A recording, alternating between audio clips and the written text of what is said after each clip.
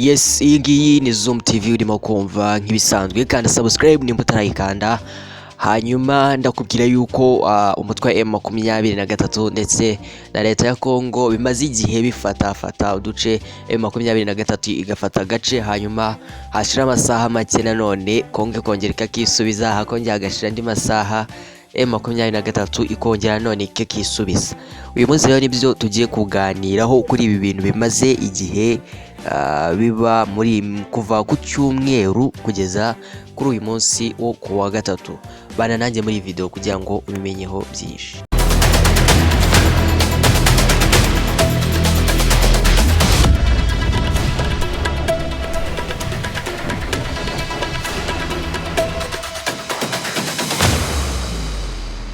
Umutwe wa M23 kuri uyu wa gatatu tariki ya 23 Ukwakira wisubije agace ka Karembe ko muri teritwari ya Walikale nyuma y'amasaha make ukambuwe n'ihuriro ry'ingabo za leta ya Kongo Kinshasa.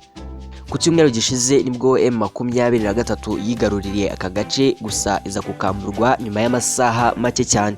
Amakuru avuga ko kuri uyu wa gatatu inyeshyamba ziyobowe na General Sultan Makenga zongeye kukisubiza nyuma y'imirwano yazisakiranyije n'ihuriro y'ingabo za leta kuva saa 11 za mu gitondo.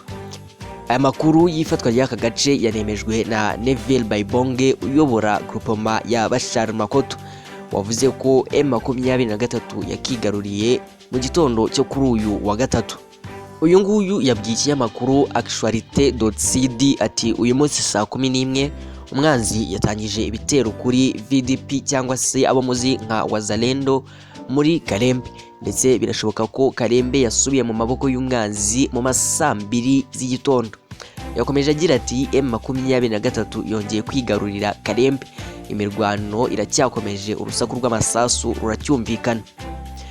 Baibonge yavuze ko Wazalendo ariyo yonyine ikomeje kurwana na M23 mu gihe FARDC igisirikare cya Kongo basanzwe bafatanya yibereye ahitwa Ipinga mu birometero bibarirwa kuri 30 ubaze uhereye aho ngaho iyo mirwano irimo kubera.